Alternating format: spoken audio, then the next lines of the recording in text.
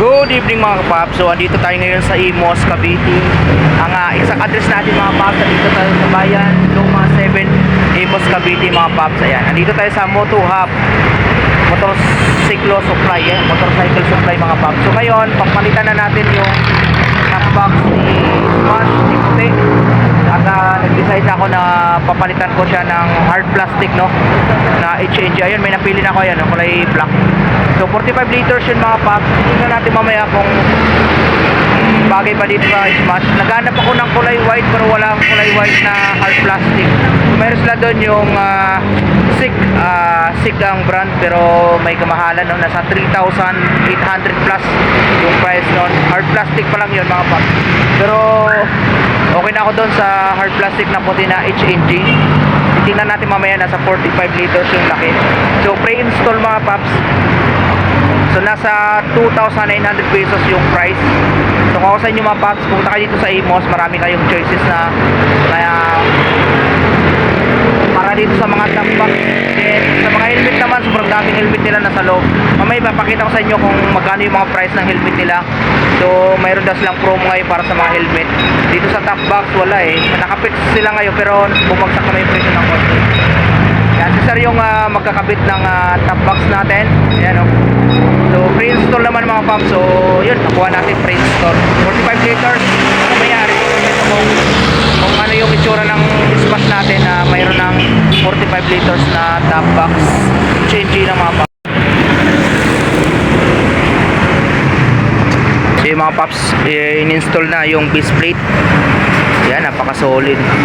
So maganda yung nabili nating bracket para dito sa Smash natin. Tapos ayan, nilagay na ni sir yung... Sir, pangalan mo sir? Aris. Aris? Ayan, shoutout ka sir Aris. So siya yung nag-install.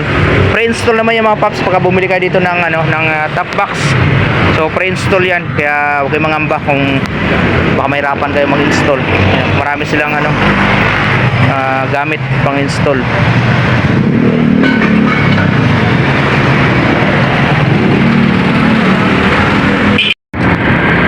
So yung mga paps, tinisting na namin.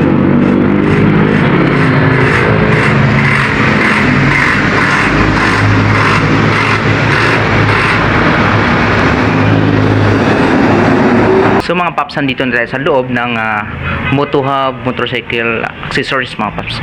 So ayan, kung makikita natin, marami silang helmet available dito. Mayroon silang SIG and then Spider, Evo. So unahin natin itong SIG. Meron sila ditong double visor na white color na SIG mga paps. Ang price pala nito nasa 3,500 pesos. Ayan, double visor yan. May available din silang mga kulay black na matte color. Ayan, kung nakikita nyo, 3,300 pesos lang yung price.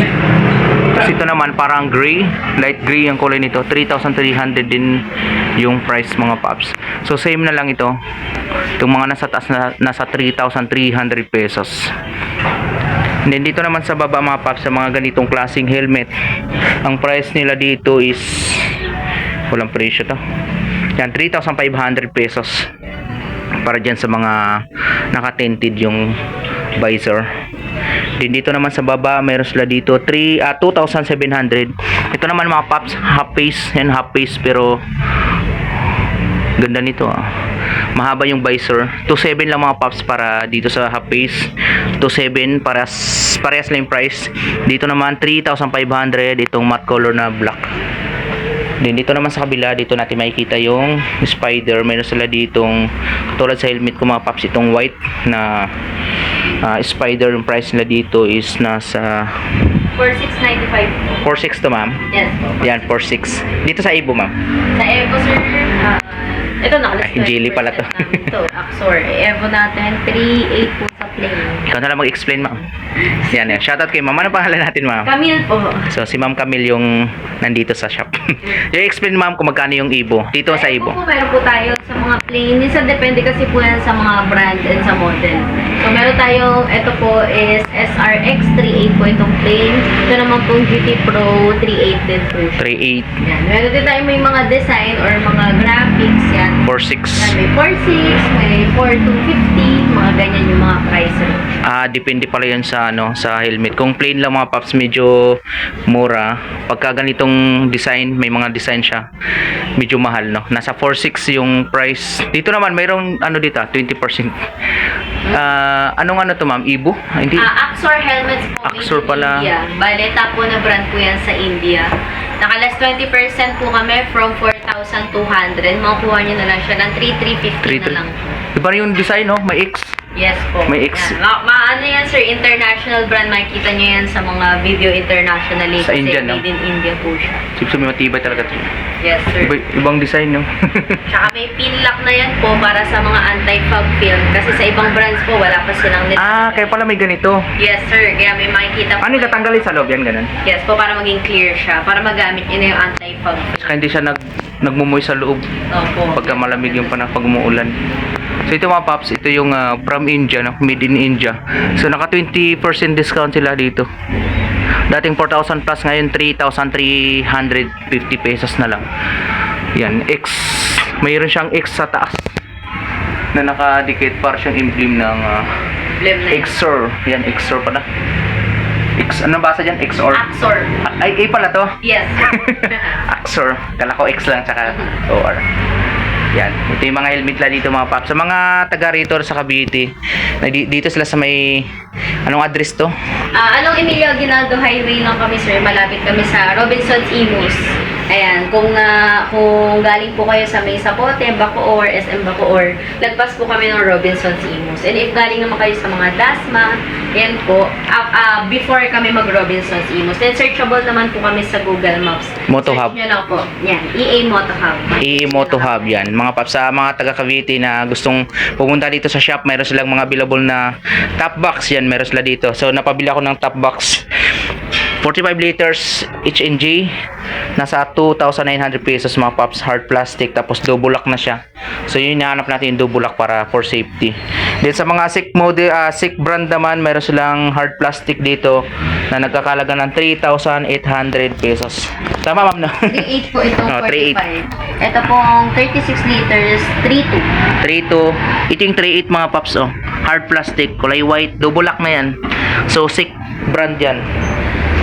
Ito na may H&G na 2,900 pesos, 45 liters, matte black ang kulay, double lock na rin to mga paps. Tapos rubber na yung nasa loob. So marami naman sila ditong choices mga paps. Pag sa SICK, mayroon sila ditong mga Alloy set. alloy, yan. Anti-scratch na yan. Ganda ng alloy, kaso medyo mahal ng konti, no? Unlike dito sa sa hard plastic. Ang presyo nito magkano to, ma'am? 5,200. 5,000 dito. Same lang. Same lang pala yan. 5,200 pagka gusto mo ng alloy, pero grabe ang ganda nito alloy. Anti-scratch na rin mga paps yung pagkakayari niya dito sa labas. Saka pre-installation na yan, sir. Pre-installation na yun. Namin na yan. Ini-install na yung sa akin. So yun. Thank you, ma'am, ha. Mga paps, kung gusto niyo ng mga pang rides na jacket, may mga padding. Ito mga paps, dating 4,300, ngayon nasa 3,800 na lang. Naka-list 500 sila ngayon. Kaya yun mga paps, kung nakikita nyo, LS2, yan, may mga padding na yan. Kung gusto niyo naman ng mga built bag na Immortal, ito yung update na Immortal ngayong latest na Immortal. So nasa 600, 650 to, ma'am, no? 690. 690. So 10 na lang, 700. Dito naman nasa 300 lang yung ganito, yung ganitong version 1. Ito ano version na to, ma'am? Version 3, version 4. Version 4 na pala to. So yan, kung gusto niyo naman dito panglagay sa legs mga paps, nasa 850 pesos. 800. 690, 300. Then kung gusto niyo naman ng meron tayo ditong helmet na ganito, Spider na pang motocross. Yan, 4,495. Spider, ang ganda. Ito naman mga paps, yung bill 12,490 yung price nito. Ganda. Yan, sa mga naghanap din ng aftermarket ng Inmax. Yan, meron tayo ditong aftermarket na Inmax na upuan.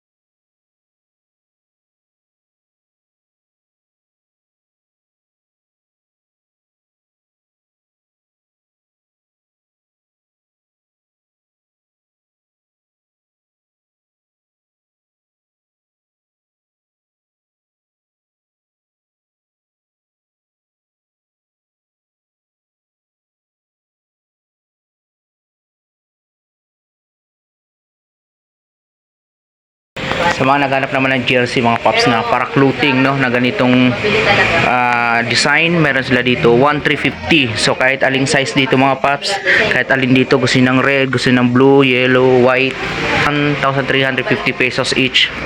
Yan. Din marami din tayo dito Geely helmet yan. Iba-ibang kulay. Meron tayong white, pink. Meron tayong mga couple helmet mga paps tulad nito. Pink mga paps, couple helmet. So 3,300 pesos each mga paps. Kung gusto mo naman ng ganitong kulay, oh, matte color na parang ubi. Meron din white, maraming kulay dito white mga paps. So nag-accept po sila for installment via home credit mga paps. Meron sila dito, ayan. Pwede ka mag home credit installment dito mga paps para sa mga helmet and top box.